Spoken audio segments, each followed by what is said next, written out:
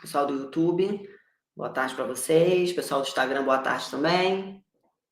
Compulsão alimentar, é sobre isso que nós vamos falar hoje. Eu vou falar para vocês sobre uma fase que eu vivi na minha vida e que foi uma das fases mais difíceis que eu já vivi até hoje.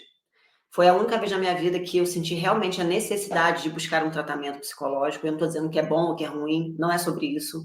É sobre mim. É isso. Eu quero começar falando sobre isso, sobre a minha história. Eu vivi uma fase difícil, uma fase complicada. E foi a primeira vez e única vez na minha vida, nesse período, desde o início até o final dele, que durou uma cerca de 3 anos. Foram quase 3 anos. Aonde eu me vi completamente sem o controle das minhas ações com relação à comida. Eu trouxe para vocês aqui um pouco da minha história. Nessa fase aqui, deixa eu botar bem grande para vocês, ó. Essa fase aqui foi a fase que eu cheguei no ápice do meu sobrepeso, são quase 30 quilos a mais, e eu tive muitos quadros de compulsão, diversos quadros de compulsão alimentar. Eu lembro que uma vez eu fui na padaria, que tem aqui perto da minha casa, na minha cidade, uma das melhores padarias daqui, e eu comprei, foram 6 pacotes de biscoito recheado, eu comprei um pacote de pão, leite, Nescau, farinha láctea. Eu comprei aquilo tudo e levei para minha casa. E nesse dia tinha um show, que era o show do Nat Roots, que ia ter aqui. Foi uma das primeiras vezes que o Nat Roots veio aqui em Friburgo, na minha cidade. E eu lembro que a minha melhor amiga ia, ela ia com o namorado dela. Alguns outros amigos também estariam lá. Eu estava com o ingresso comprado da melhor área que teria lá na festa e eu não fui. Por que eu não fui? Porque eu tive um episódio de compulsão alimentar que eu nunca mais esqueci esse dia. Foi, se não foi o pior, foi um dos piores. Eu comi tudo que eu tinha comprado. Tudo. Pensa você, uma pessoa, como fica depois de comer 6 pacotes de biscoito, um saco de pão, 1 litro de leite e mais outras coisas que tinham lá, onde eu fui catando tudo que tinha pela frente e fui comendo desesperadamente tudo aquilo. E eu não consegui ir ao show. Não é que eu não quis ir ao show, eu não conseguia me mexer, eu não conseguia levantar da cama, eu não conseguia nem respirar, de tão cheia que eu estava, de tão empanzinada, de tão lotada que eu estava naquele dia. Ali foi o primeiro momento, escuta isso que eu vou te dizer, ali foi o primeiro momento que eu percebi que alguma coisa estava acontecendo de errado comigo. Porque na maioria das vezes eu percebo que as pessoas têm esse descontrole alimentar e não se dão conta de que isso, na verdade, é um distúrbio que precisa ser tratado como. A gente acaba normalizando isso, porque é comum, porque muita gente vive esse processo, porque a gente conversa com algumas pessoas que são mais próximas a gente, e todo mundo, comi muito, comi não sei o quê, caramba, comi pra caramba esse final de semana, e você acaba, muitas vezes, encarando isso como um fato normal, e não se desperta para a necessidade que existe de tratamento. Não desperta para a necessidade que existe de você buscar uma ajuda, de você encontrar um caminho para sair desse lugar. Então, ali foi o primeiro momento que eu falei, não, tem alguma coisa errada comigo, tem alguma coisa muito errada acontecendo comigo, eu preciso buscar tratamento, eu preciso ver o que está acontecendo. E eu comecei a investigar. E aí eu comecei a falar para as pessoas, porque ninguém sabia que eu vivia isso. Quando eu digo para vocês que a compulsão, ela é um mal oculto, ela é um mal oculto por quê? Um mal silencioso, um mal oculto? Por 2 motivos. Primeiro, porque você muitas vezes não percebe que você tem um problema, do tamanho do problema que você tem. A gente acaba normalizando, como eu disse. E segundo, porque quando você tem, entende que tem, você sente vergonha. Eu tinha muita vergonha de falar sobre isso. Por mais que eu percebesse que tinha alguma coisa de errado, por mais que eu não entendesse o que estava acontecendo, eu tinha muita vergonha dos episódios que eu tinha. Porque eu sabia que eu estava vivendo um descontrole. Eu já entendia isso, mas não tinha a profundidade do tamanho do problema, certo? Então, só para mostrar um pouquinho da minha história, essa foi a fase que eu vivi a compulsão alimentar, essa foi a fase que eu cheguei no ápice do meu sobrepeso. E foram quase 3 anos de compulsão. Eu busquei um tratamento psicológico na época para fazer, porque minha mãe percebeu que tinha alguma coisa errada, ela conversou comigo, os familiares, os amigos, eles começam a ver que você está tendo um descontrole, querem te ajudar. Então, eu busquei um tratamento psicológico que, para mim, não funcionou. Para mim, não resolveu nada. Eu continuei tendo os episódios de compulsão, depois eu fui morar fora do país. Aí que a situação piorou mais ainda, porque eu não tinha tratado a causa do problema. Então, hoje eu quero trazer para vocês aqui um conhecimento que foi adquirido nessa fase até hoje. Já tem quase 10 anos que eu vivi isso daqui, mais de 10 anos, eu acho. Dessa fase até hoje, e eu quero trazer para vocês a minha experiência.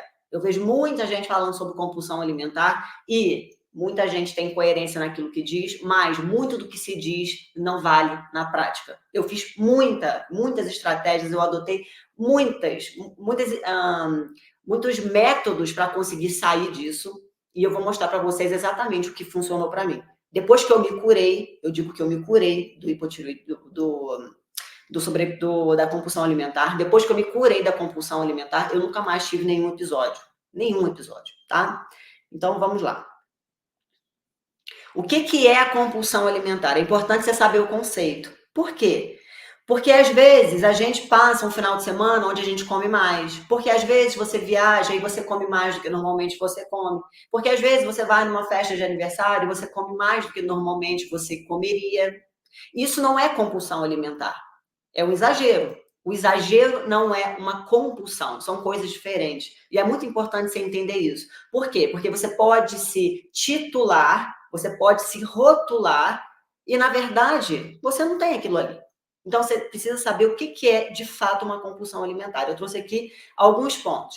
Primeiro, é quando você come muito em pouco tempo. Você come demais num período curto. Em 2 horas, você come tudo que vê pela frente. Você come mais do que você gostaria. Não é a fome que te motiva. Você come até saciar a sua fome. Muitas vezes você come sem fome e você vai comendo muito mais do que a sua necessidade de comer. Você come até acabar. Sabe aquele pacote de biscoito? Enquanto não for o último, eu não acabo. Sabe aquele pacote de pão? Enquanto não for o último, eu não paro. Sabe aquele pacote de bala? Enquanto não for a última, eu não paro. Você faz isso recorrentemente. Não é que uma vez na vida você fez isso, você vai ter compulsão alimentar. Não. É um problema recorrente, uma vez por semana, 2 vezes por semana, ou a cada 15 dias. Você se percebe nesse estado. Você come o que tiver pela frente. Eu vejo muita gente falando assim, não, eu tenho compulsão alimentar por doce. Não, não existe compulsão alimentar por doce. Se você tem um descontrole alimentar pelo doce, você tem que investigar outro problema. Não é isso daqui. A compulsão alimentar, você come o que tem pela frente. Tudo. Você come até feijão gelado. Você come o que tiver pela frente. O que tiver. Absolutamente tudo você vai comendo sem controle nenhum.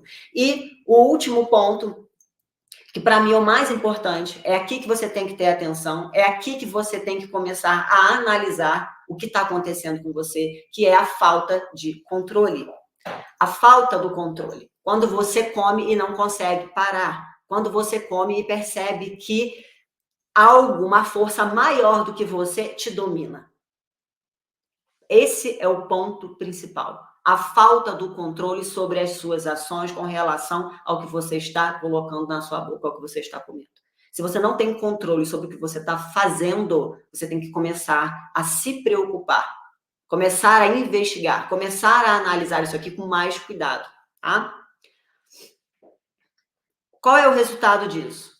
Quando você tem o seu episódio de compulsão alimentar, quando você come desenfreadamente, o que você vai ter como consequência? Aquela sensação de estar lotada, não é satisfeita, nem cheia, não. É lotada. Você come escondido. Quantas vezes eu tive compulsão alimentar? Eu conto na mão as vezes que foi acompanhada de alguém.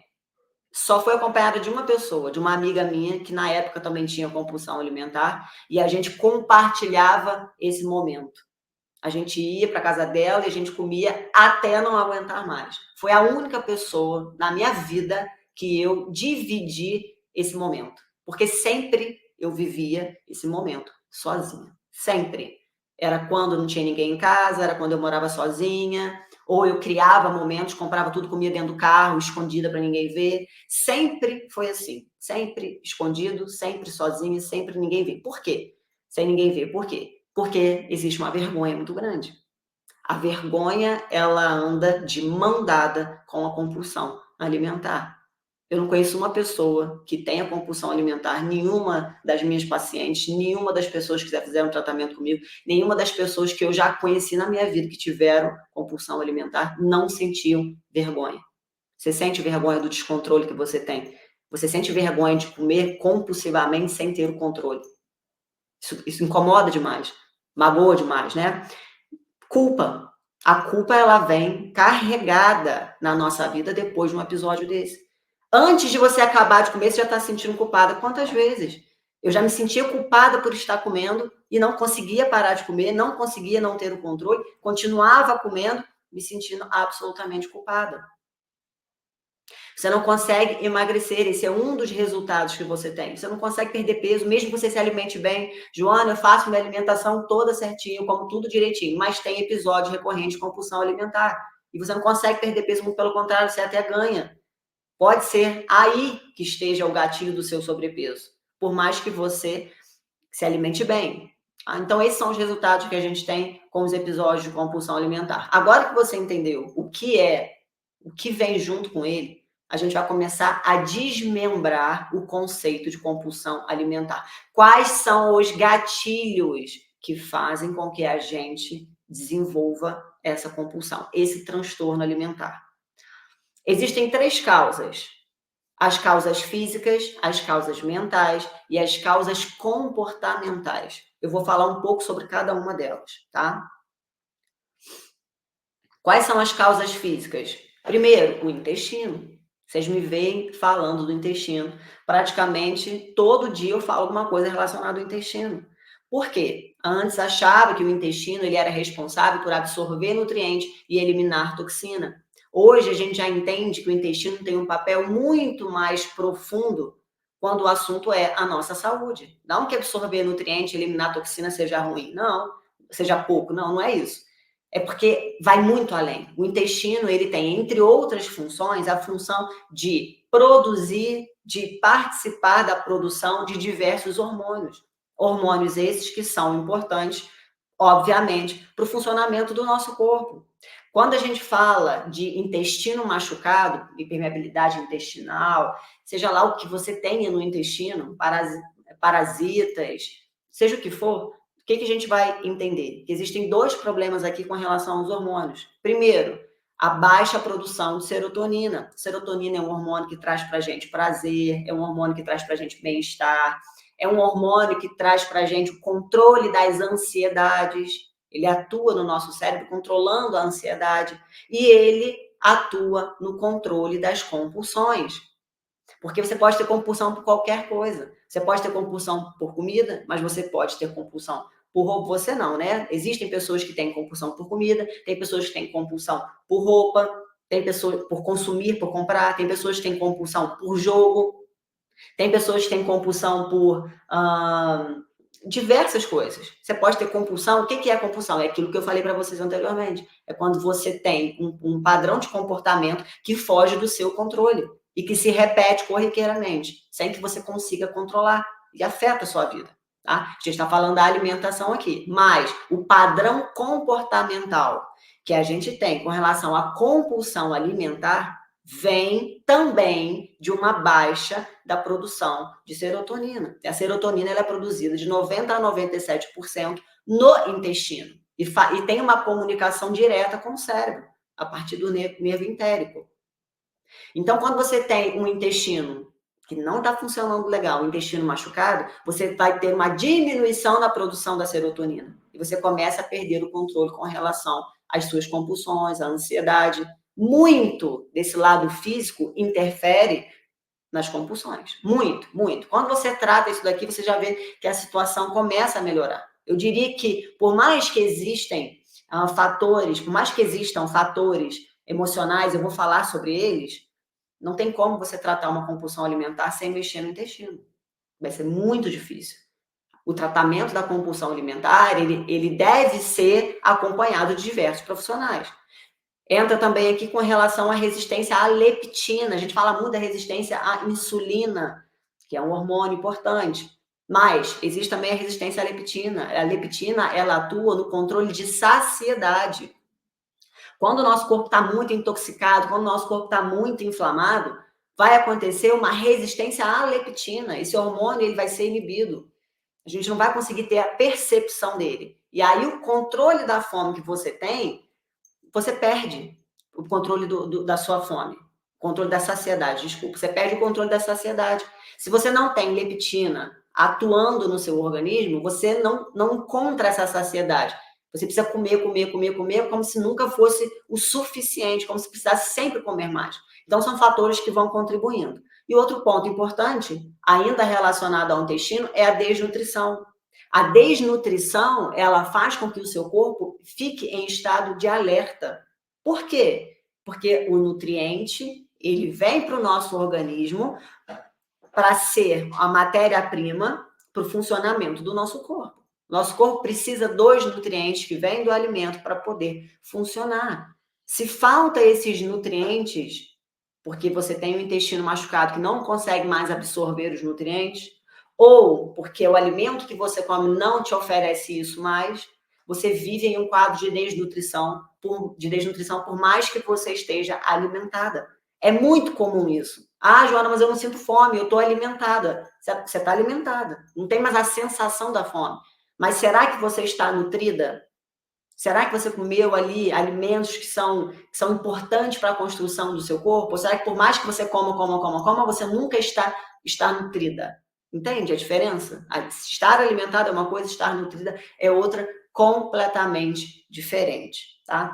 Então, quando a gente fala do intestino, quando a gente fala das causas físicas, são esses pontos aqui os mais importantes para a gente conseguir abordar. No final da aula, eu vou dar para vocês como melhorar, tá? Qual é o passo a passo que você faz para poder sair disso? Causas mentais.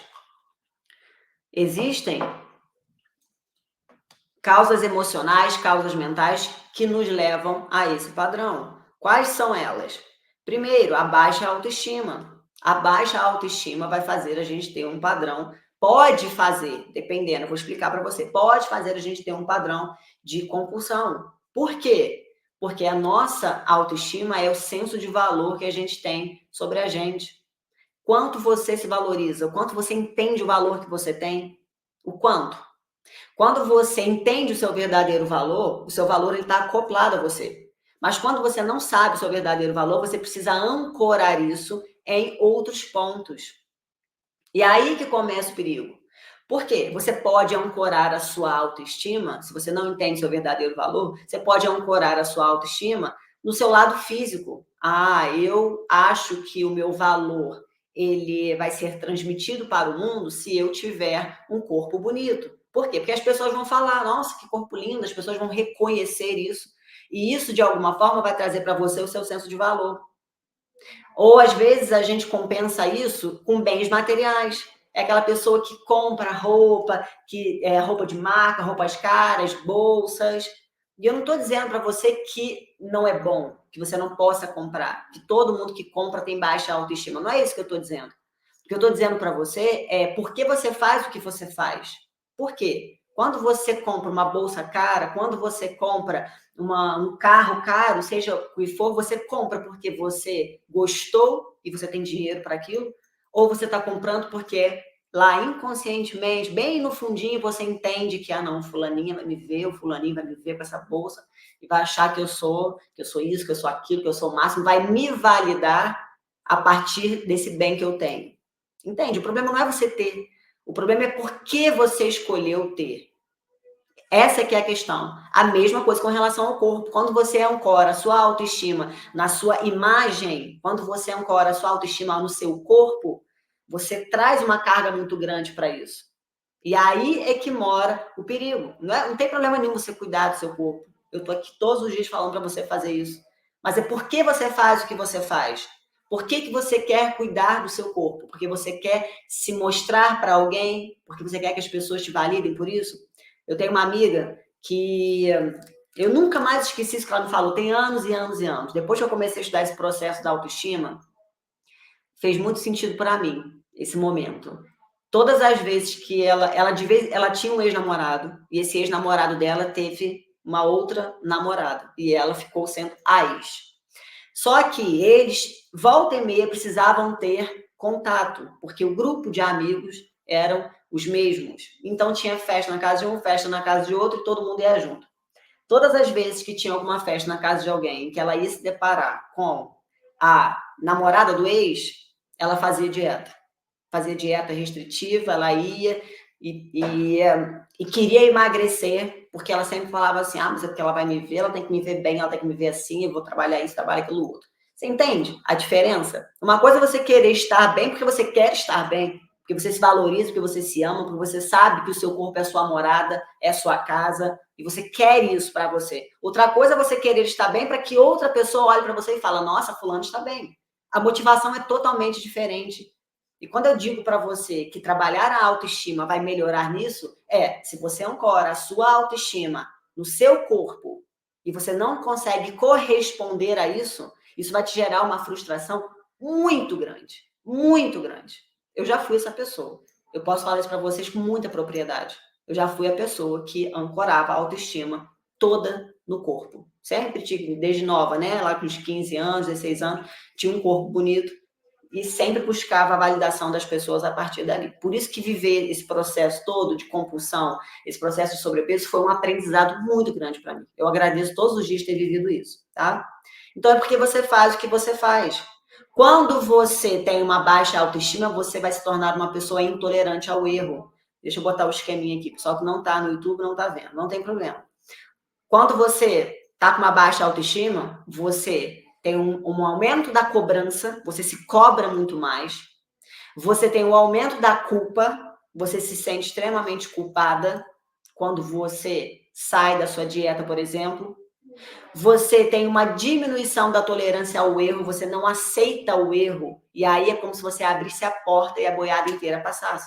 Sabe quando você está fazendo dieta, está tudo bem, obrigada, e aí um dia você vai, se estressou, aconteceu alguma coisa, é um gatilho para você ir lá, aí você come um bombom já é o suficiente para você, logo depois desse bombom, comer tudo que vem pela frente. Aquele ali é o gatilho que vai desencadear todo o problema. Você não tem tolerância ao erro, você fala, é 8 ou 80, é tudo é nada. Né? Quando você entende a sua humanidade, quando você entende que o caminho, ele, por mais que você se programe para que ele seja linear, para que ele seja contínuo, ele vai ter altos e baixos, por mais que você se organize, por mais que você estude, quando você coloca na prática, vai ter dia que vai dar certo, vai ter dia que não vai. Vai ter dia que vai estar tudo ótimo, vai ter dia que não vai estar legal. Faz parte do processo. A gente está aqui nesse mundo para evoluir, para aprender, para desenvolver. E é errando que nós vamos conseguir alcançar esse processo de aprendizado. O erro, ele é didático.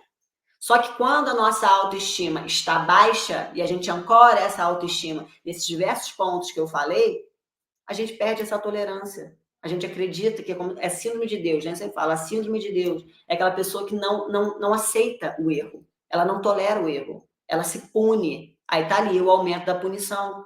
Então você estava fazendo dieta, estava tudo bem, estava certinho. Aí você foi comer um brigadeiro fora da sua dieta, pronto, não aceita o erro, inconscientemente você não aceita, você quer fazer tudo perfeito, faz alguma coisa errada, já é um gatilho para você comer tudo que vem pela frente, e depois que você come tudo que vem pela frente, você se pune. Aí vem a punição, que é, aí você vai, como é que você se pune? Não, que agora eu vou restringir mais ainda. Semana que vem, ao invés de eu malhar 3 dias, eu vou malhar 5 dias, 2 vezes ao dia. Ao invés de eu retirar ao invés de eu fazer um jejum de 12 horas, eu vou fazer um jejum de 24 horas todos os dias. Você vai se punir, vem essa sensação de querer se punir pelo erro cometido. Aqui é que está a grande virada do jogo. Quando você para de querer se punir, quando você aceita a sua humanidade, entende que você vai errar e para de querer se punir pelos erros que você comete, você vai virar uma chave muito grande na sua vida.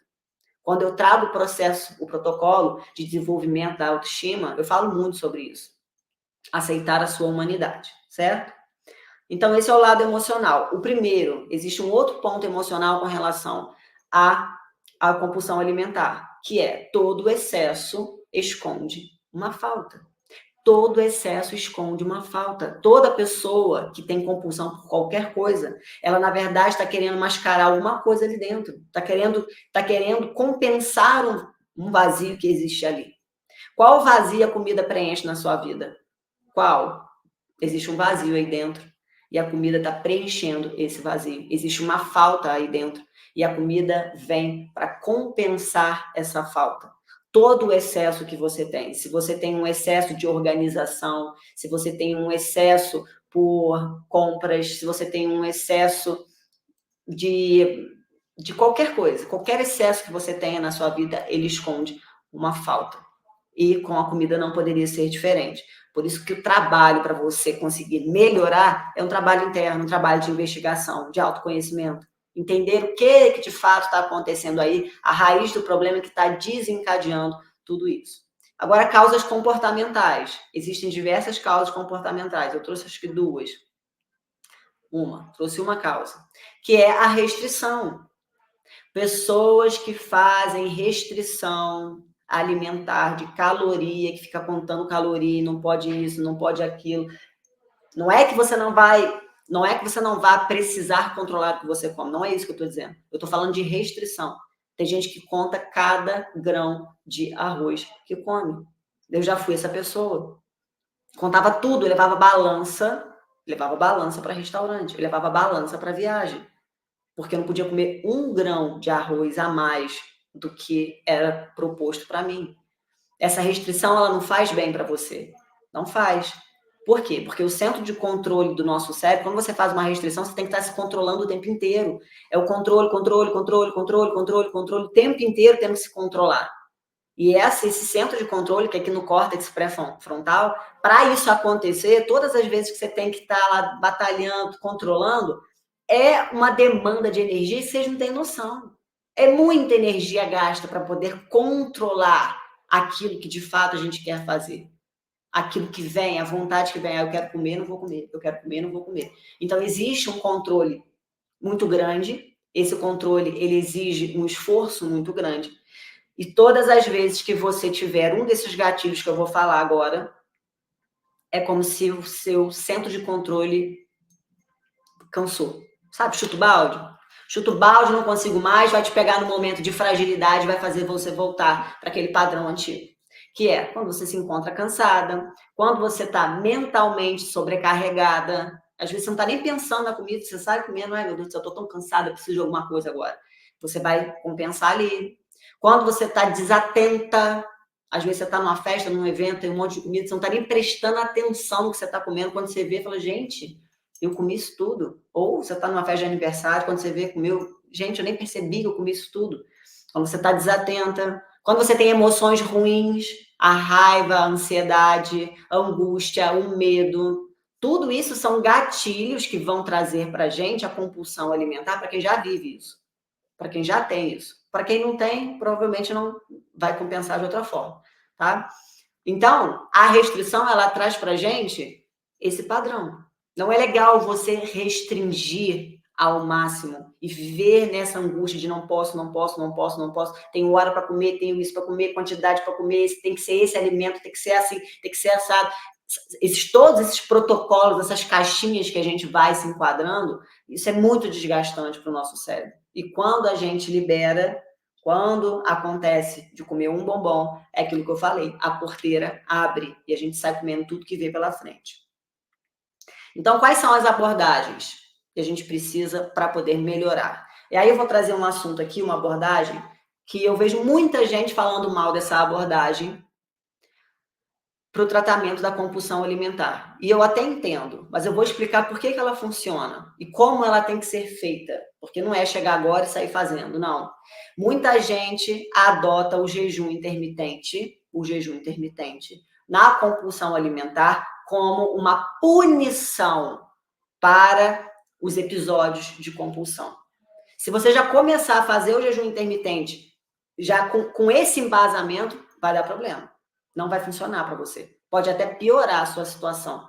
Porque o jejum intermitente, ele não é para te punir, ele é para te curar. Como que vai ser feito? O jejum intermitente, ele faz a detoxificação do nosso organismo, ele vai limpar o nosso corpo, tirar as toxinas, vai fazer o nosso intestino funcionar melhor, vai ter um reparo intestinal. A gente viu lá no início a importância do intestino, que é uma das causas físicas que a gente tem para a compulsão alimentar.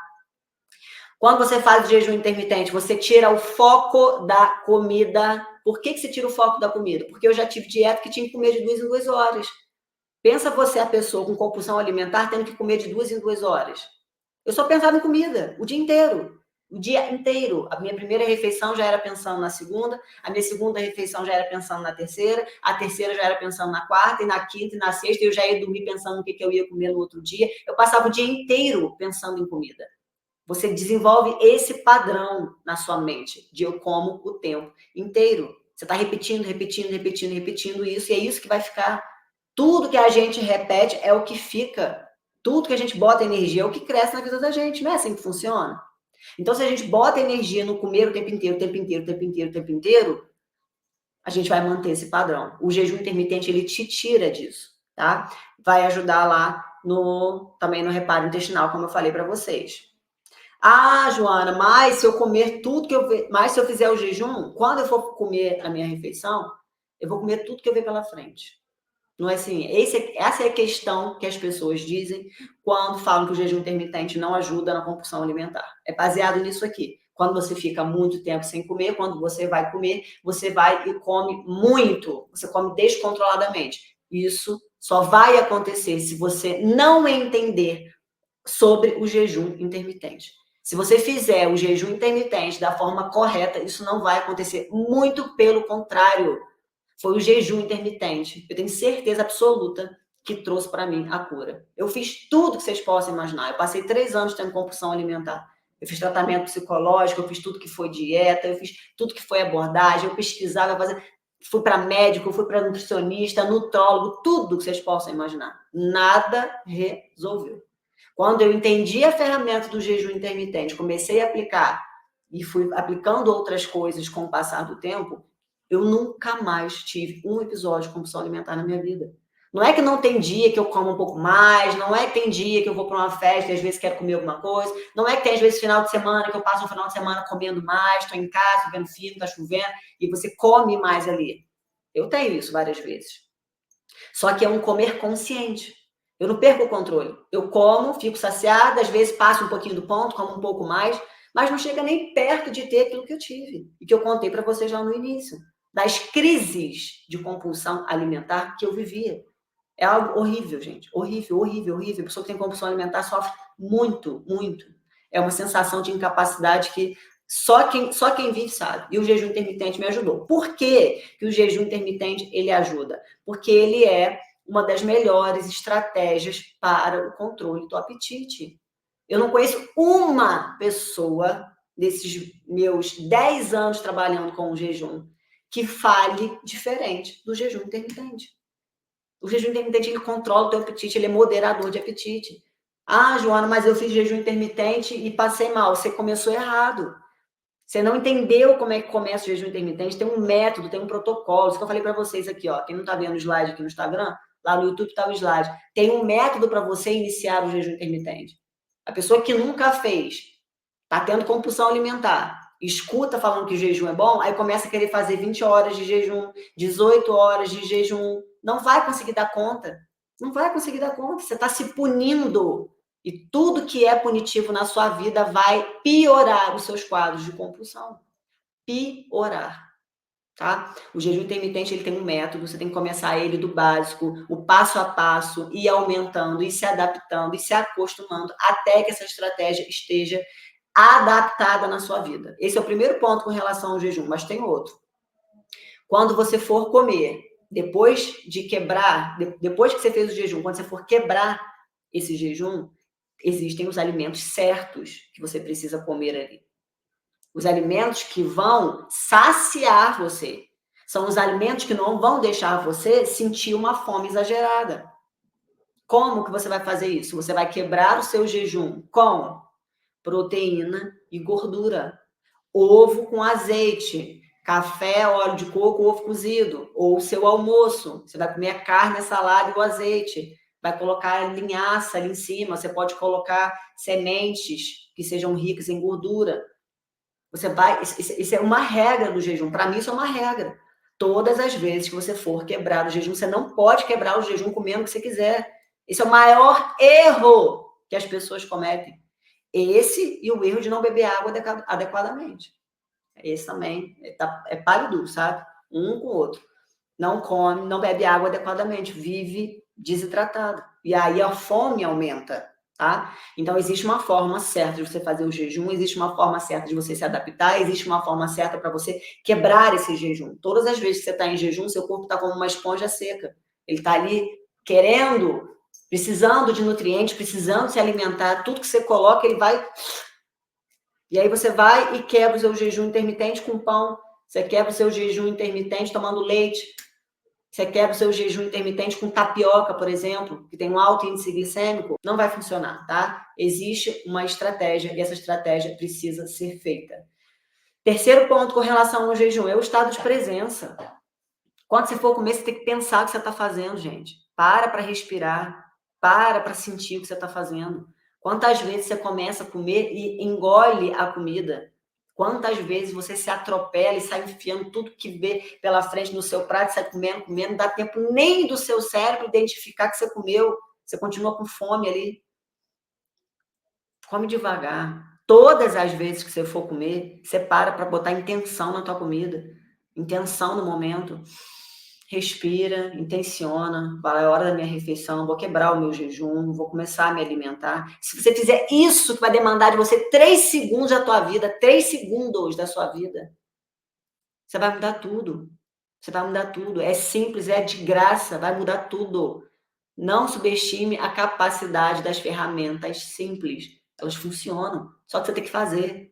Então, você vai respirar depois do seu jejum, vai escolher o alimento certo, depois você encontrar o método, tá? Tem que ter um método para você fazer o jejum intermitente, já falei isso diversas vezes, vou repetir para quem entrou agora. Tem um método certo para você começar, não é para você começar fazendo 18 horas, 20 horas, 16 horas, não. Você vai começar a se adaptar, tá? Tem todo um processo. Ontem, eu estou fazendo uma mentoria, e ela mandou uma mensagem para mim hoje. Depois eu até vou ver se consigo compartilhar com vocês lá no Instagram. Ela mandou uma mensagem para mim hoje falando: ela, Joana, eu não acredito que eu consegui fazer 18 horas de jejum. Foi a primeira vez que ela fez comigo, 18 horas. Depois de todo o processo, depois de tudo que eu precisei fazer, incluir, ressignificar, explicar, ensinar, um monte de mudança, um monte. Hoje, ontem foi o primeiro dia dela, 18 horas de jejum. Ela mandou uma mensagem para mim dizendo que ela não acreditou, porque ela conseguiu ficar 18 horas em jejum sem sentir fome. Ela não sentia vontade nenhuma de comer. Impressionante. Foi o que ela falou para mim. Impressionante.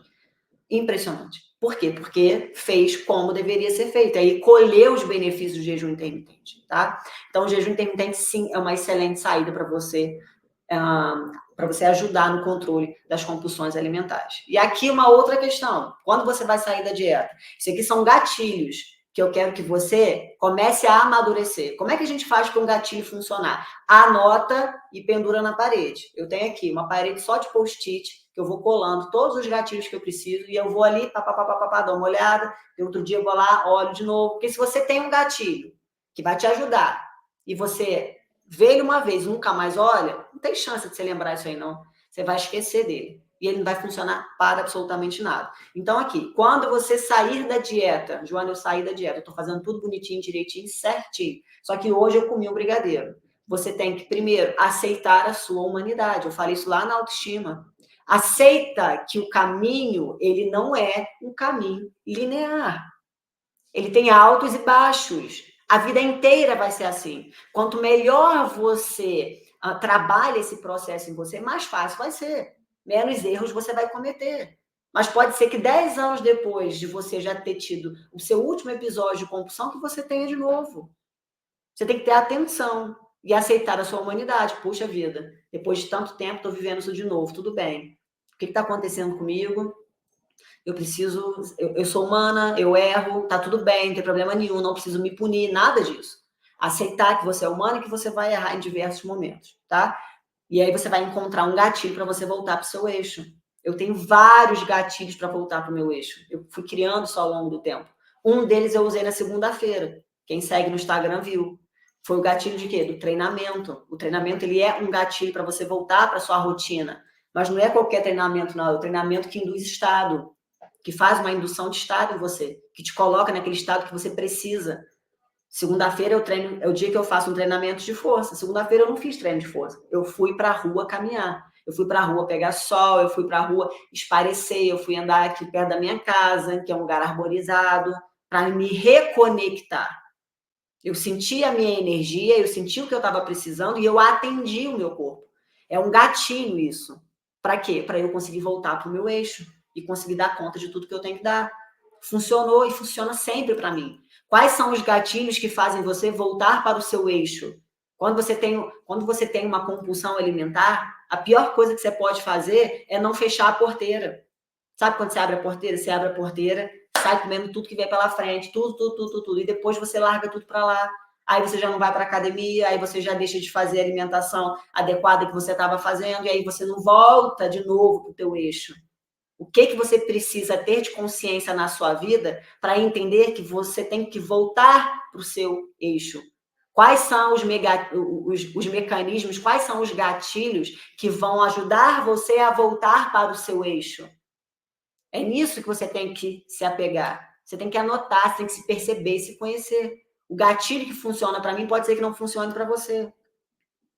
Mas você tem gatilhos aí que te ajudam. Começa a analisar isso. Terceiro ponto com relação a sair da dieta. Nunca se punir.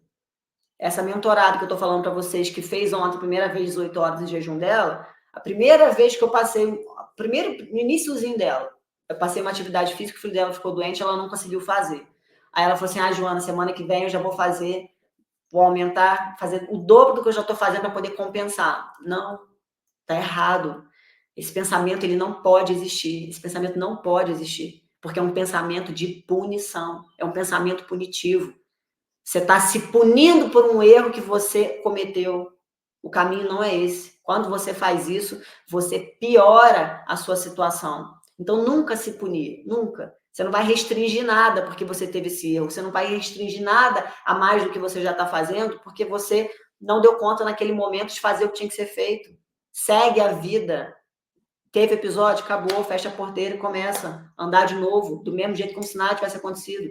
Esquece isso, ressignifica, obviamente, você fazer um trabalho de ressignificação, de análise, de entender por que isso aconteceu, qual foi o gatilho, que emoção que fez você desencadear isso, como é que você poderia ter evitado, um trabalho honesto com você, com carinho, com amor que você tem que ter pela pessoa que você é, sem punição, entende? Sem punição. E você vai trocar o não posso por o não quero. Eu aprendi isso quando eu me tratei da compulsão alimentar, eu aprendi e eu nunca mais esqueci. E isso muda absolutamente tudo. Quando você diz eu não posso, o não posso, ele é uma escassez. Não posso, não posso, não posso, é a falta, não posso, escassez, não tem, não é que você não pode, não, é que você não quer. Pronto. Você assumiu o controle da tua vida. Você assumiu o controle. Não é não posso. Eu posso, sim. Se eu quiser, eu posso comer. Qual que é o problema? Nenhum. Problema nenhum. Eu posso comer. Mas eu não quero. Eu escolho não comer. Tá? Então tem uma diferença muito grande disso aí. Começa a mudar essas frases, começa a mudar essa percepção. E aí, por fim, o último ponto que eu quero falar com relação à melhora disso é o seu reparo intestinal, que a gente começou lá com o jejum intermitente e vai acabar aqui, que é você ter uma boa nutrição para melhorar o seu intestino e fazer o 4Rs, que é um protocolo de reparo intestinal. Não é da noite para o dia que se repara o intestino. Existem diversos protocolos, o mais famoso, o mais conhecido, e o que funciona assim melhor dos que eu conheço é o 4Rs. Eu tenho uma aula só sobre ele, eu vou disponibilizar para quem vai ficar no YouTube, lá na descrição do vídeo, onde você vai conhecer esse protocolo, que são 4 fases de reparação intestinal. Repare o seu intestino, nutra bem o seu corpo, se analise, olhe para as suas emoções, que tudo vai fluir, que tudo vai fluir. Lembra, todas as vezes que a gente tem um excesso na vida da gente, mascara uma falta. E a gente só pode saber que falta é essa que a gente tem quando a gente se conhece. Não tem jeito de outra pessoa vir aqui e falar, tá faltando isso, tá faltando aquilo. Não. Ninguém pode fazer isso por você. Ninguém pode fazer isso por você. Todo desequilíbrio que o seu corpo apresenta é uma oportunidade que você tem de se analisar, de se melhorar, de buscar aquilo que de fato vai fazer sentido para você. Muito bem, muito obrigada pela presença de vocês. Quarta-feira que vem a gente se vê novamente. Um beijo.